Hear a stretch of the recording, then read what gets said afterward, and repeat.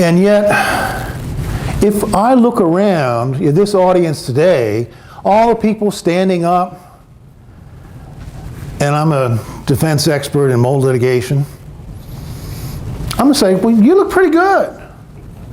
You can't be sick. You're smiling. You got color in your cheeks. Got nice hair. You can't be sick.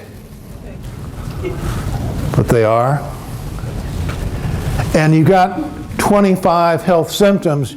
You wake up tired, you ache, got muscle cramps, you're weak, you got headaches, your eyes are sensitive to bright light, you're short of breath when you go up 5 or 6 steps, you cough, get sinus congestion, abdominal pain, secretory diarrhea, joint pain, morning stiffness lasts more than 15 minutes. And how about your cognitive issues? How's your brain working? Trouble concentrating? How about your recent memory? And the doctor is listening to this, and you can see very quickly the eyes start glazing over. Are things all right at home?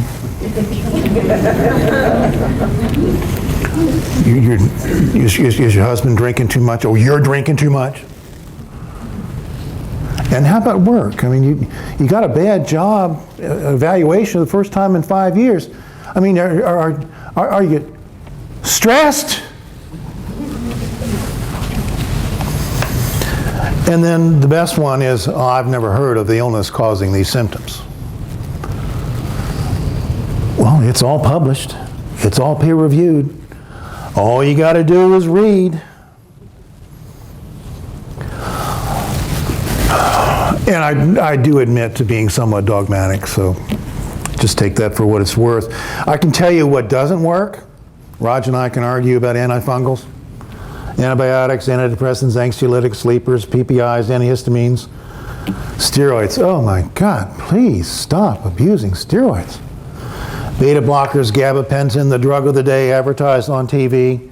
Do they work? No.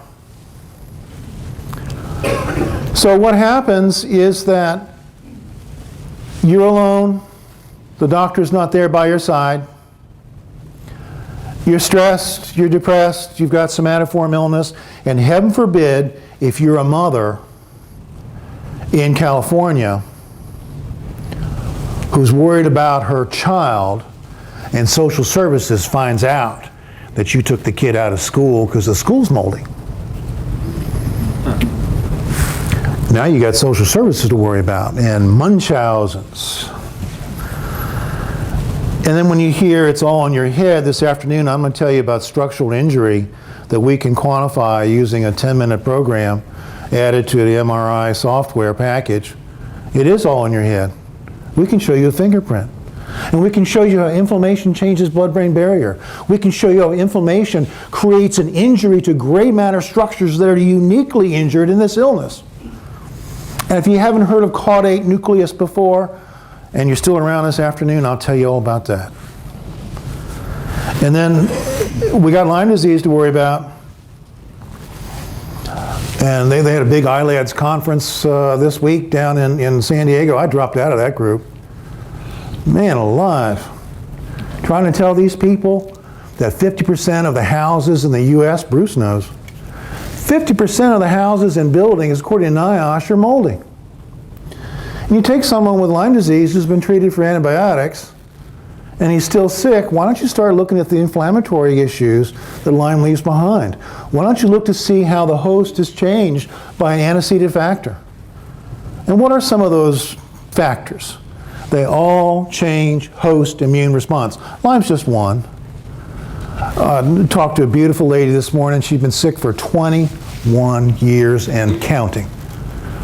And Lyme and all this stuff. And it wasn't until recently that someone said, maybe my home is a problem.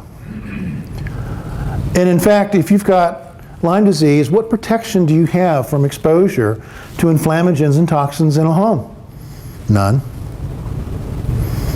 What if you got both?